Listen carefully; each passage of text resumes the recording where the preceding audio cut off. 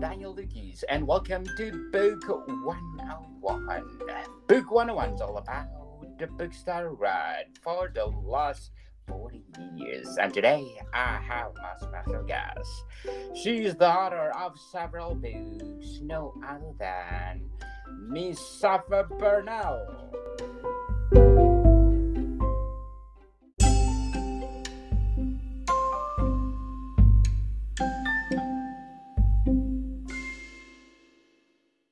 Hi, I'm Sqpha Burnell, Canadian author of the Usurper King's poetry collection, cyberpunk works Neon Lieben and Cagewire, and the myth punk works Top Shelf and Coco Craze, which are system agnostic TTRPGs, and my newly released myth punk novel, Char and Ash, which is Judge of Mystic Saga Book 1. You can find me and my writings on the ethics of AI, comparative mythology, and critique streams at sqphaburnell.com. Yes, indeed.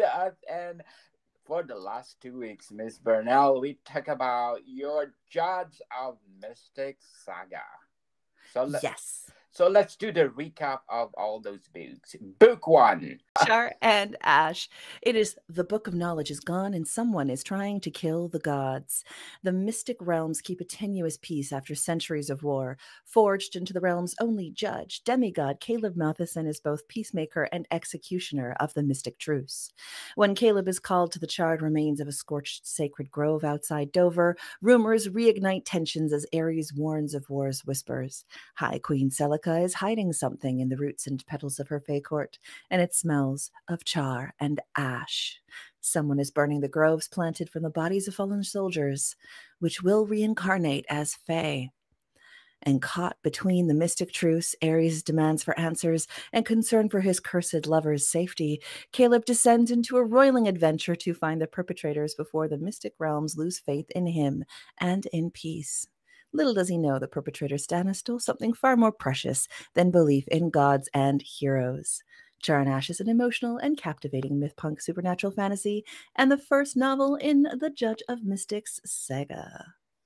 Wow, interesting indeed. If you want to learn more about Char and Ash, how Miss Burnell compare to Song of Achilles by Madeline Miller, you need to listen to our episode. So let's talk about the second book. Yes, the second book is called Son of Abel, and it starts off right at the end of Char and Ash with Caleb Matheson going, "I want out."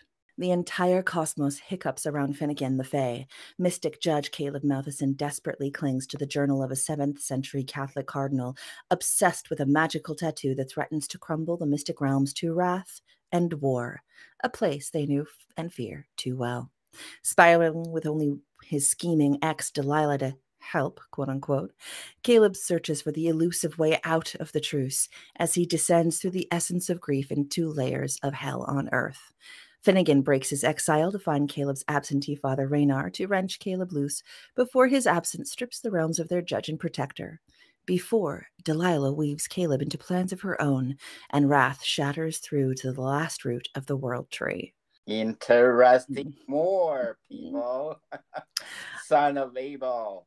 If you are again interested how Miss Burnell crafted it, the struggles, and a lot more, listen to our second episode. So, Miss Burnell, what is the difference of writing poetry and writing a novel? I think the first thing with poetry is how experimental you can be. In poetry, you're kind of celebrating experiment. You know, with novel, there's certain structure, there's certain grammar, there are rules. And yes, there are rules in poetry too, but you can also release yourself in the freedom of the form.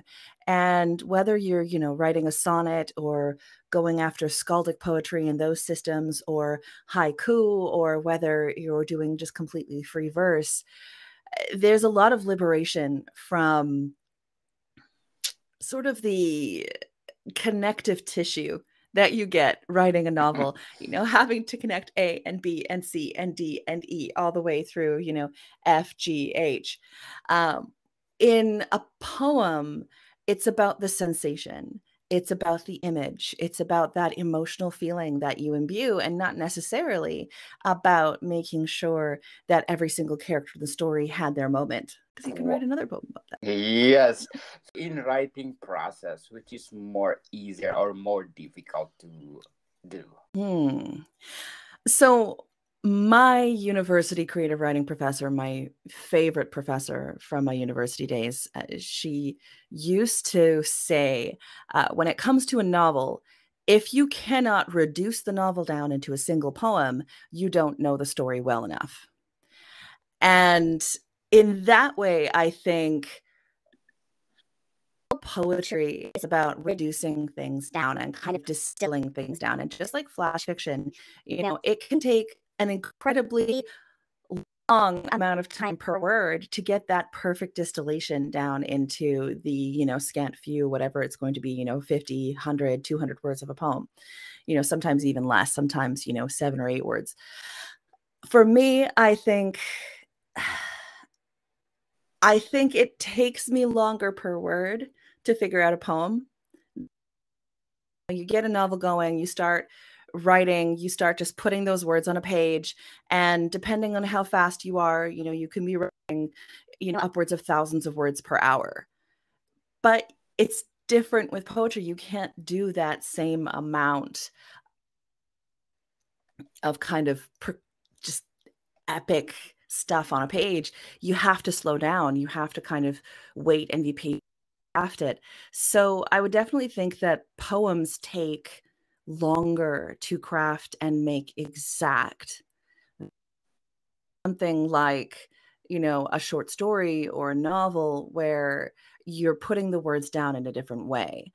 At least that's the way that I look at it. I think too, just so different, it's like in art, are you painting with, say, oil paint and that kind of thing, and spending so much time kind of putting different layers on, and sure that all of the paint is kind of fading into the different colors, and making sure that the shadows and highlights pop and things like that? Or you're doing a blind contour drawing from a live model. Well, blind contour drawings can be so much more, the sketch and that quick burst of something, whereas that canvas is going to take you a whole lot longer. Really get the essence of everything you need to down so well. If you given chance to choose first to write a novel or a poetry? So I was actually given the chance early in my career as to whether or not Usurper Kings, my poetry collection, would be the first thing that I novel. I was faced with that choice, right in my face, and the choice ended up being poetry first. Well, it was the most complete of my works in the way that, so Usurper Kings is about the feminine through time. It is about extrapolating the idea of feminine gender from hunter-gatherer societies all the way to some form of transhumanist future where it into a machine. And so we've got 5 acts to go through, from hunter-gatherer all the way through different kinds of layers of society. It was itself a complete thought. All of the poems fit. They all locked together. There were a few poems that we modified, and but for the collection, it was of my mind time, and it was very visceral and real, and it breathed. It had situations that I through right then. There's the Helen of Troy cycle, which is a 4-poem cycle within Usurper Kings, which talks about my time in the film industry. And that was all very raw, very personal, and very real at that moment.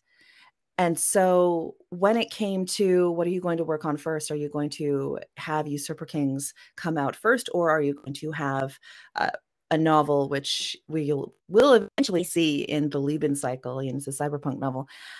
The decision was that this poetry, one, a work perspective, it needed the least amount of work. But two, it was something I was very ready for, ready to bear that part of my spirit and my soul in a way that, looking back at it now, 10 years later, I'm glad Usurper Kings was the first thing that was published. I'm glad that I had more time to grow up and to learn, live in this incredible world of ours before I tackled that novel in its entirety. But poetry was very of its time, and I say that fondly because I couldn't write some of those poems now because I'm not in those situations. I'm not writing about something very personal. Some more of the poems in Usurper Kings have to do with my being the only female martial arts instructor in a Taekwondo school.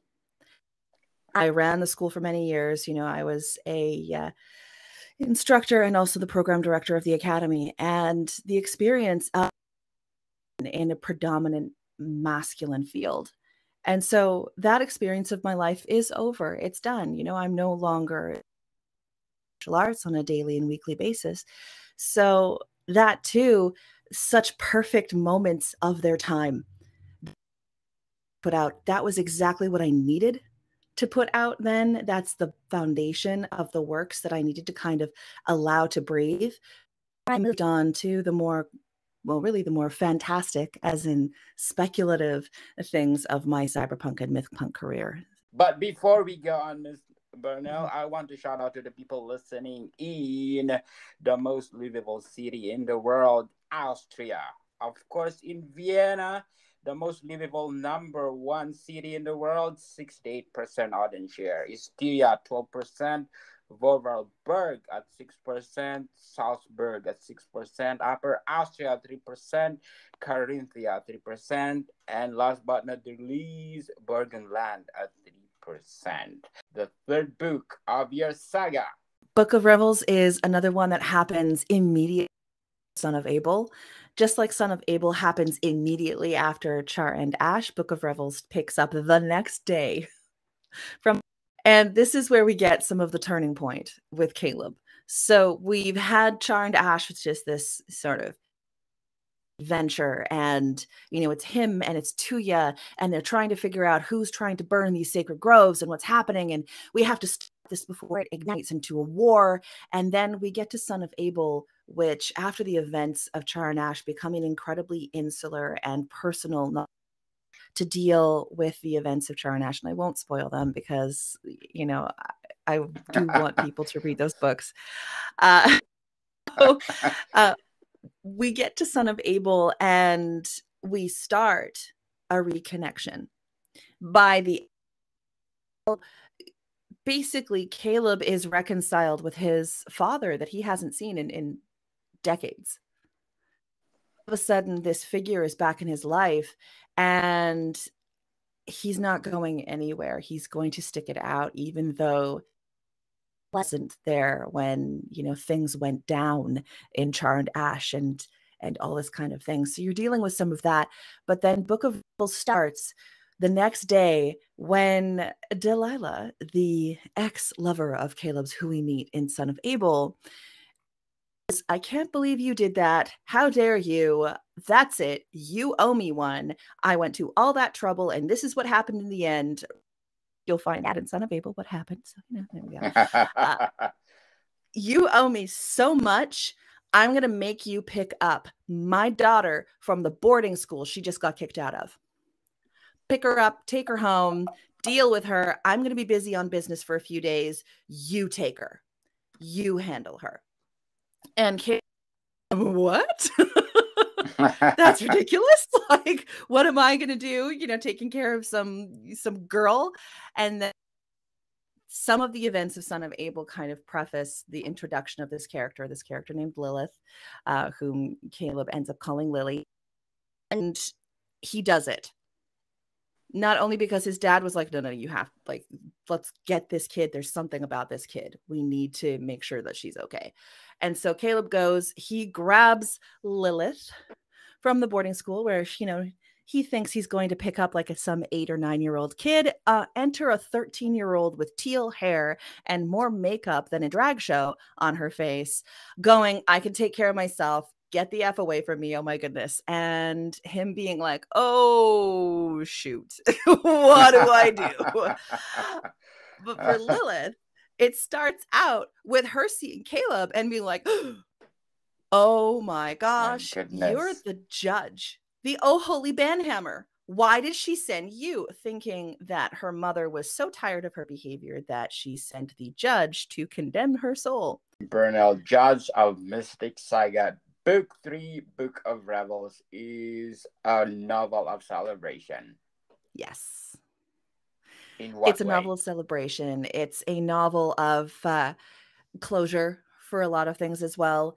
So the main villain of Char and Ash ends up getting away. And we finally see that villain again in Book of Revels. And so Book of Revels is the place where a lot of these loose ends start tying up before we get to the final book, to book 4. And so Stana returns. You know, it has a lot to do with Lilith in the first place as well. And so Caleb is on a race against time. He's on a race to actually make sure that Stana gets her due for what she did in Char and Ash. And it is also that novel of reconnection, because not only is he reconnecting with his father, but he's learning to reach out to friends. He is learning to actually say, you know what? Yeah, I need some help with this one, and I need you to be by my side. And his friends are like, okay, yeah, we're here. All you had to do was ask. And so for me too, it's that psychological aspect of, you have this, strong man who is a little bit broken. He needs some help. He needs some people around him, and he's never known how to ask. And this is the novel where he learns how to ask. And how does he learn that? Not only does he learn that through some of the events of Son of Abel, but he also learns that through looking at this 13-year-old girl who's going, you know what? Yeah, I'm going to call it. If you're not going to throw me into hell or something, then I think I need some help.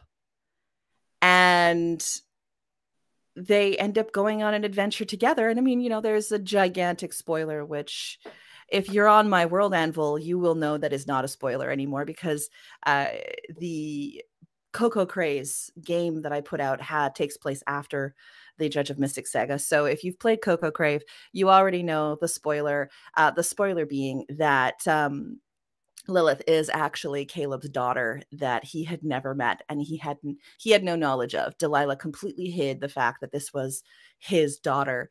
And so he's got this kid, and all of a sudden he finds out that it's actually his kid.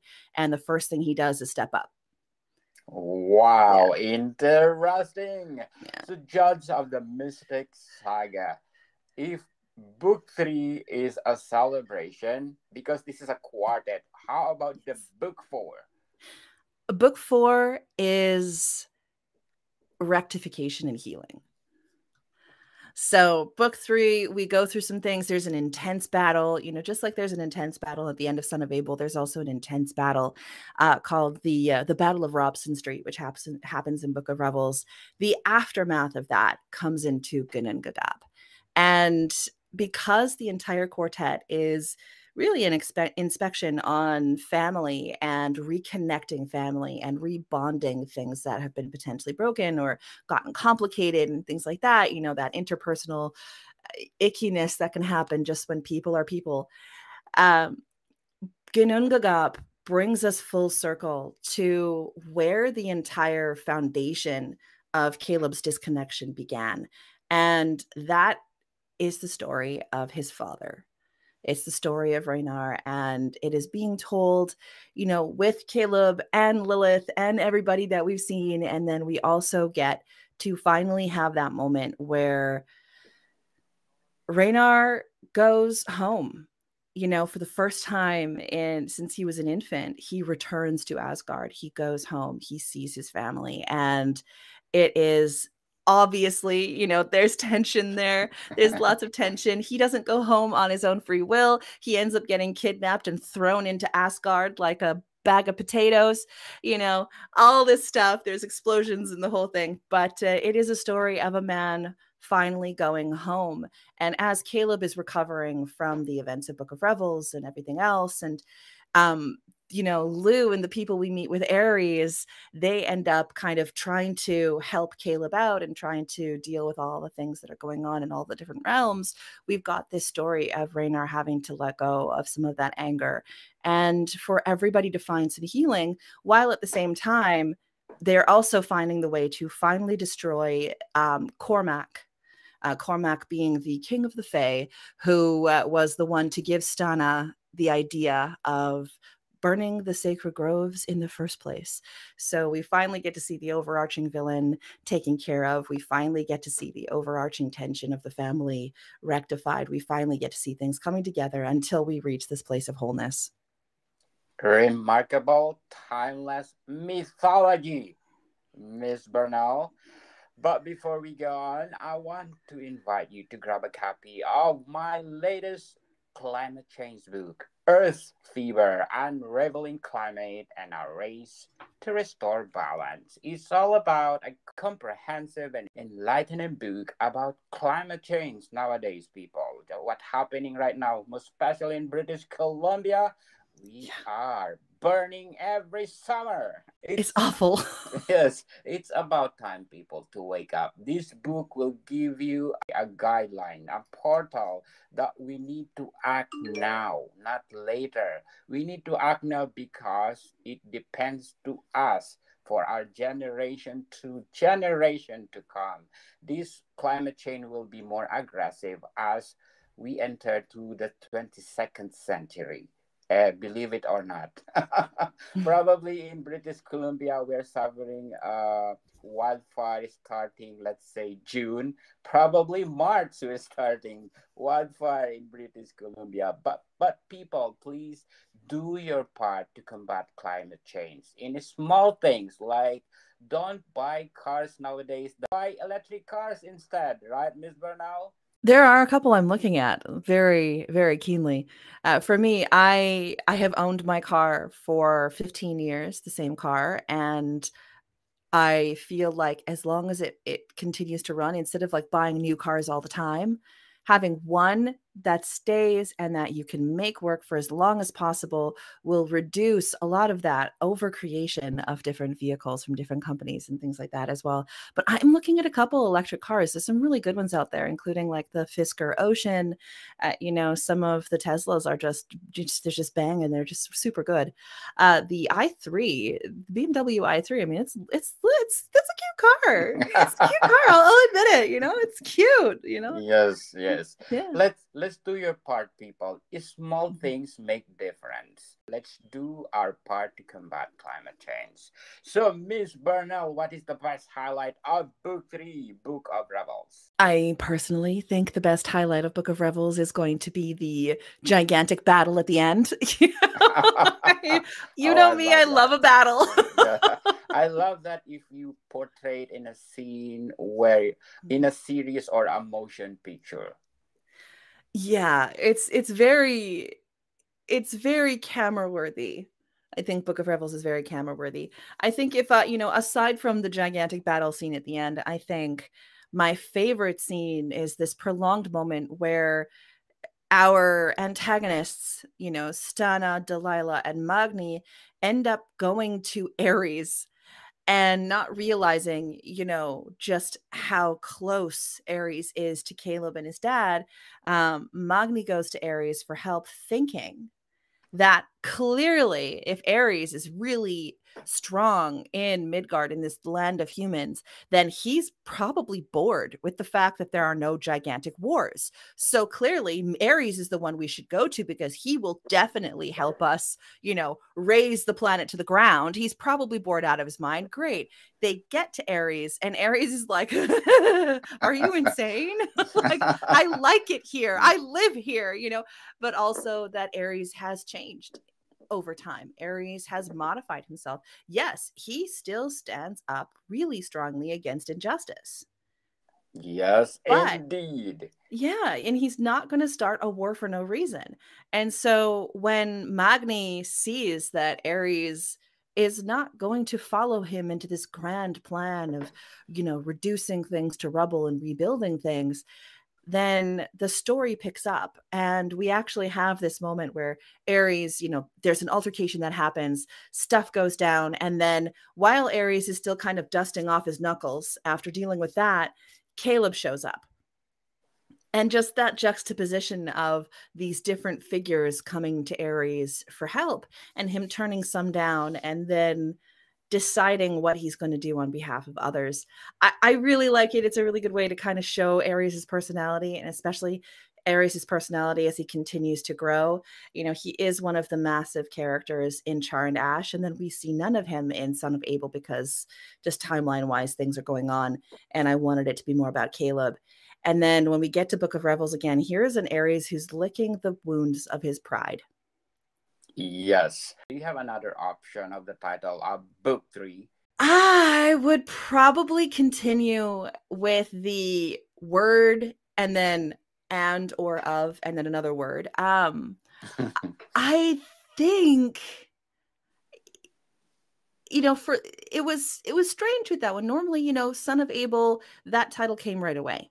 That title was like, boom, there it is. When it came to Char and Ash, it took us a while. It took a while of some workshopping to make it work.